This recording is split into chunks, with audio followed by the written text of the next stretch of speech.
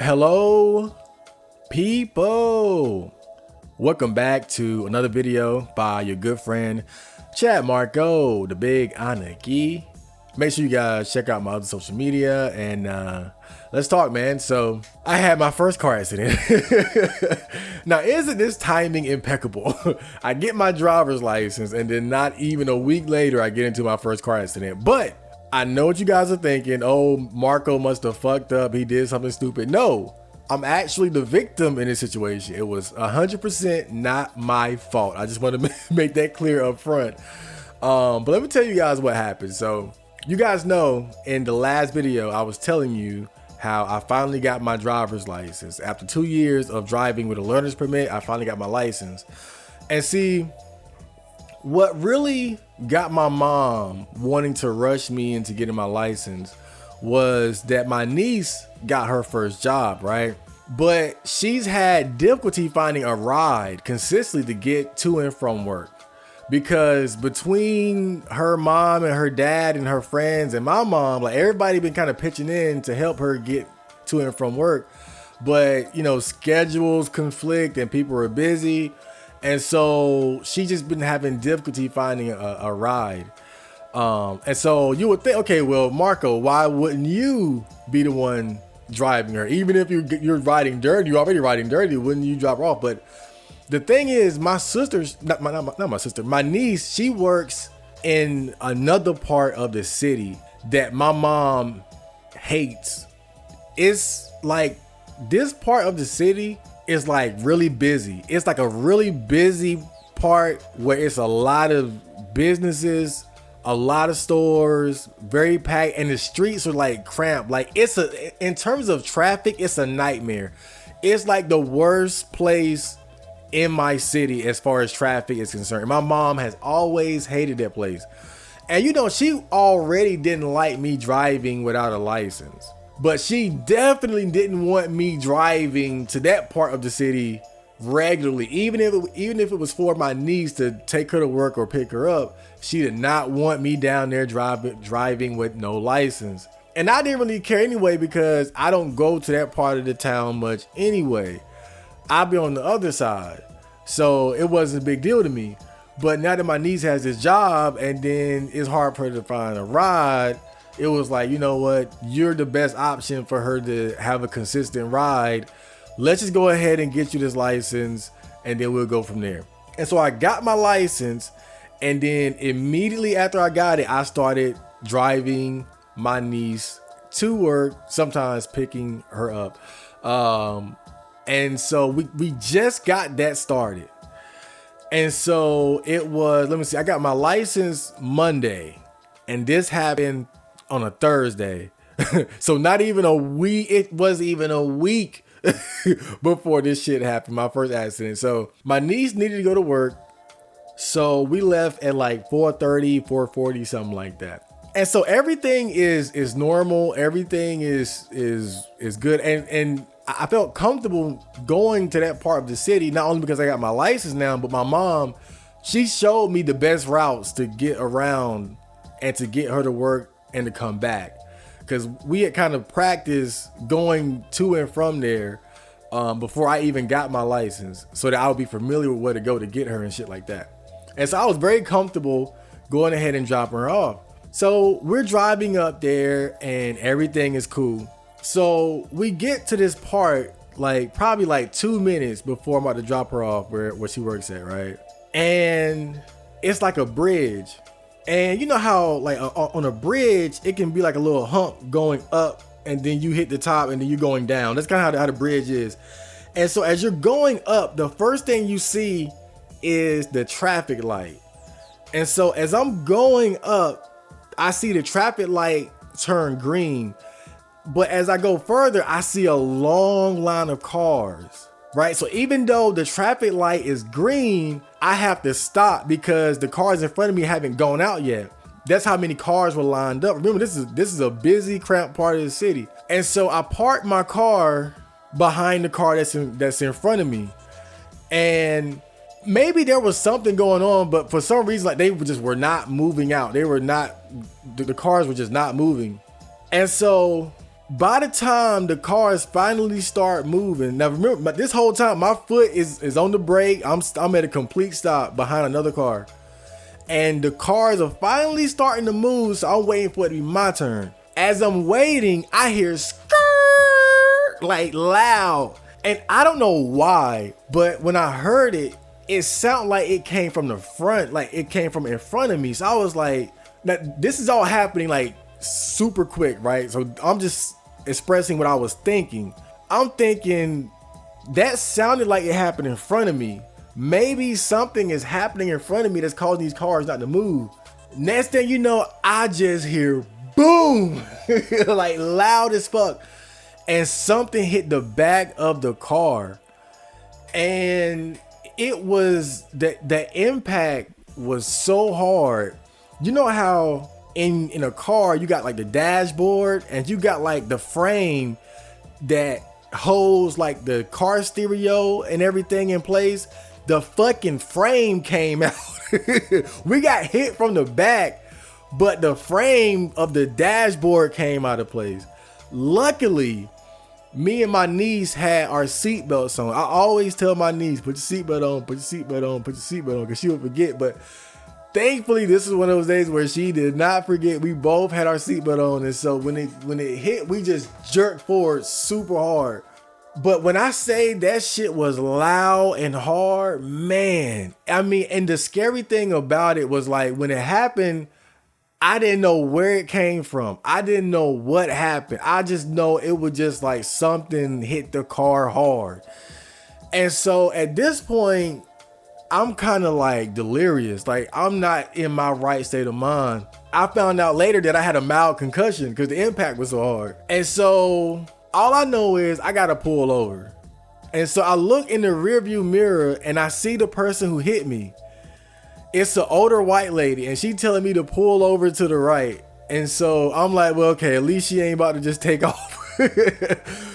And so, but remember, I'm at this point, the cars in front of me, they're just now starting to leave. And so I'm now have my chance to finally get off this bridge and pull off to the right. So, and this shit was so hard because remember, I'm like, something rocked my brain when the car got hit.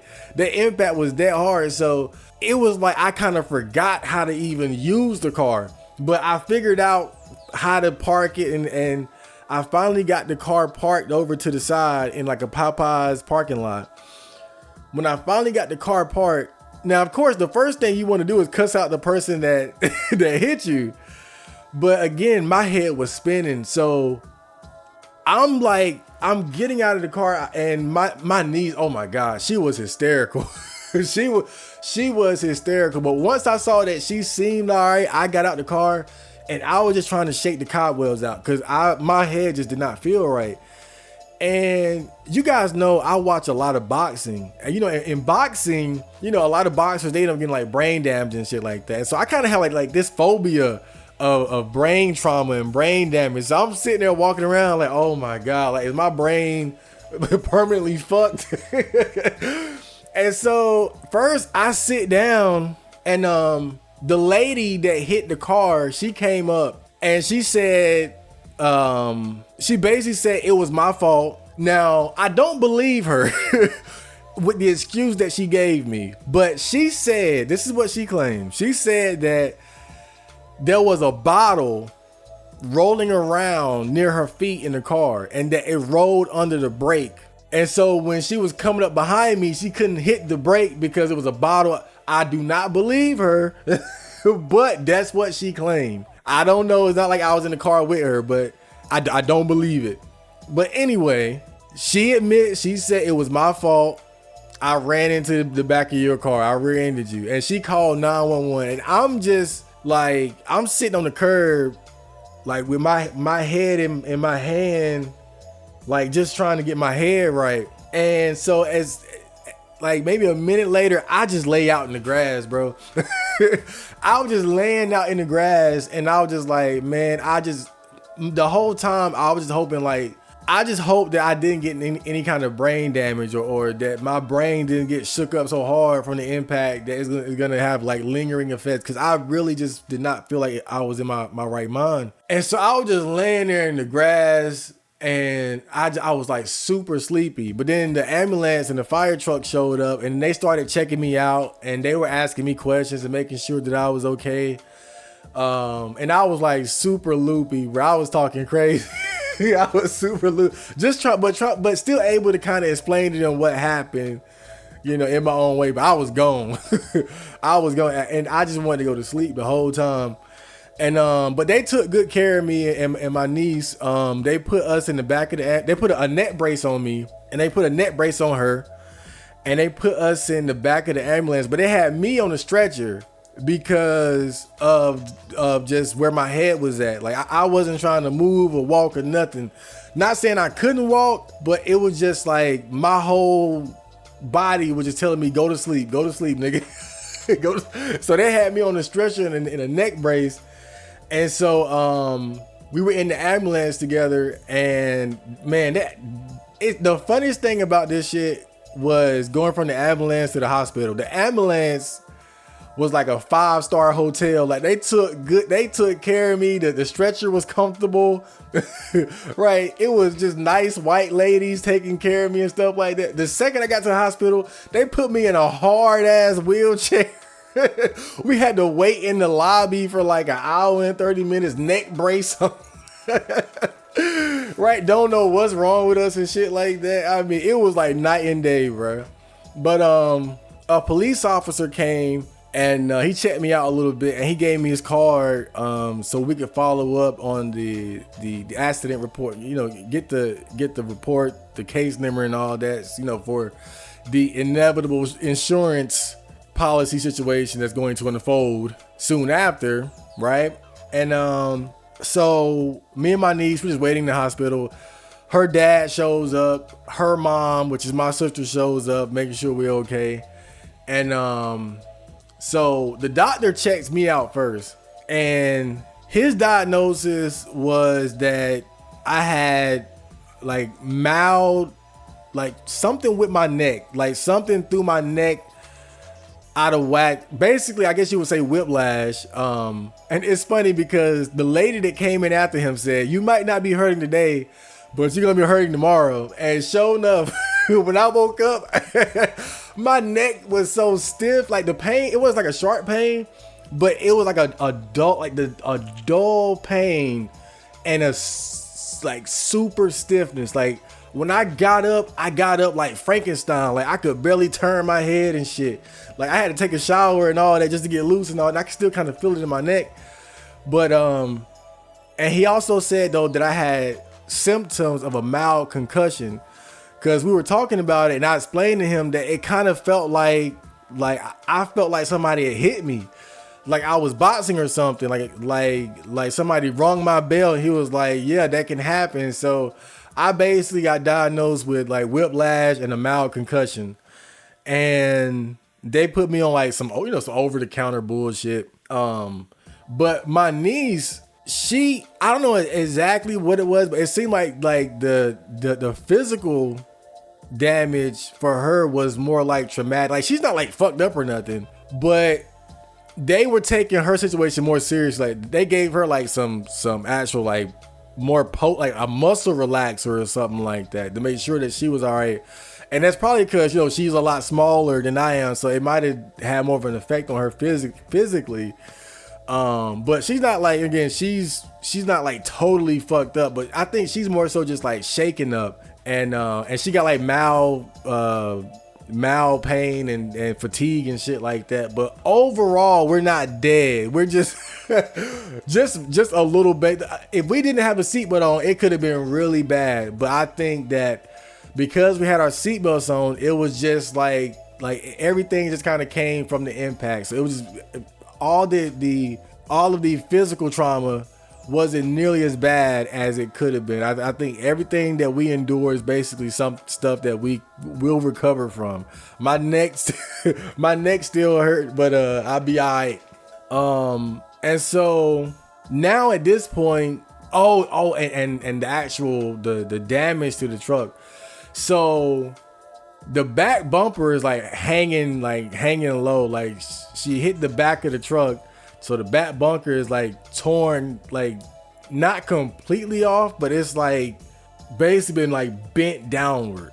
And like I said, the impact was so hard that it knocked the frame of the dashboard out. And so the dashboard just kind of laying, like just laying out and shit like that. And oh god, the airbag didn't come out. Oh, if I didn't have my seat, but I would have got fucked up. The airbag didn't even work. But the car won't start. Luckily, the car was good enough to park after it happened, but when me and my sister went back that night to pick the car up, it wouldn't start up. And we had to get a tow truck to bring it back home. And yeah, the car just won't even turn, the truck won't even turn on. Like, I'm telling you, like, it was a basic rear end situation. But when I say that bitch hit that car hard, like, I cannot express to you guys enough how hard she hit that car. I mean, it was I never experienced anything like that in my life. She hit that damn thing hard. And so, yeah, the back bumper is fucked up. The dashboard popped out and the car just won't even start. And we don't know exactly what could be wrong with it. We're doing, like, I did some research. They say it could be like the fuel pump. It could be the battery. But yeah, the car just dead, just won't even turn on. And so from here, it's pretty much just going to be an issue of, you know, getting the police report and then taking that to the insurance company and all that. And then, you know, we'll get that set. I'm sure the insurance is going to cover all the damages and probably more. So, yeah, I'm thankful that, you know, me and my niece, we didn't get seriously hurt. More than anything, even though my neck is even though my neck is kind of fucked up, I was more concerned about my brain because I never felt like that before. I never felt like out of my right mind, and that was the scariest part for me. And I think it was really more so kind of traumatic for my niece, because when it happened, like, she was just freaking out. She was like hysterical. But again, physically, you know, she's up, she's moving and things like that. I just think it probably took more of a toll on her because she's a girl and she's of a smaller frame. So, you know, we should be okay. But I lived, I'm fine. But you know, the craziest thing about it is one, it happens right after I get my license. I mean, and think about it, like my mom's intuition to not want me driving in that part of the city before I got insurance and a license. And then I get those things and I get in an accident and it's not my fault, but it happens. And it's right after it's like my mom's intuition in this situation was so spot on. It's really just, it's absolutely unbelievable. And she always talks about how she hates driving down there. She hates it. And then the second I start going down there regularly, I get in a damn accident. And you know, the thing was, because my mom, she was gone when all this happened. She was at work. And so, like, we go through the accident, we go through spending 5-6 hours at the hospital and all that while she's at work. And me, my niece, and my sister were like, do not call her. Don't tell mama because she gonna stress. She gonna be stressed. Let's wait till she get back from work. Then we'll tell her. And the funny thing was, when my mom got home, the truck isn't here, but I'm here. Oh boy! Like, immediately she knows something wrong. And so I tell her that we had an accident on Sunset, and I can see it in my mom's face. The first thing she thinks, he done fucked up. What did he do? But she was so relieved when me and my niece told her the full story and that it wasn't my fault. We got rear-ended, and you know, the way everything played out, you know, again, it's an unfortunate situation, but these sort of things happen. And at the very least, you know, my mom was more concerned about it, just making sure it wasn't my carelessness that caused this. Once she found that out, she was like, whatever, shit happens. You know, and so I had to make sure that she understood everything that happened step by step. So again, we're just going through the whole process of, you know, dealing with the insurance company and all that. And I'm sure everything is going to be fine. We'll either get the car fixed or have to get another one, whatever the case may be. You know, that's just great timing. It's great that when an accident does happen for me, it happens right when I get my license and right when I have insurance to take care of a situation like this. So, oh man, I mean, I hate that it happened, but damn, at least we were ready. That's all I can say. So I hope you guys enjoyed that video, and I will see you on the next. So, Johnny.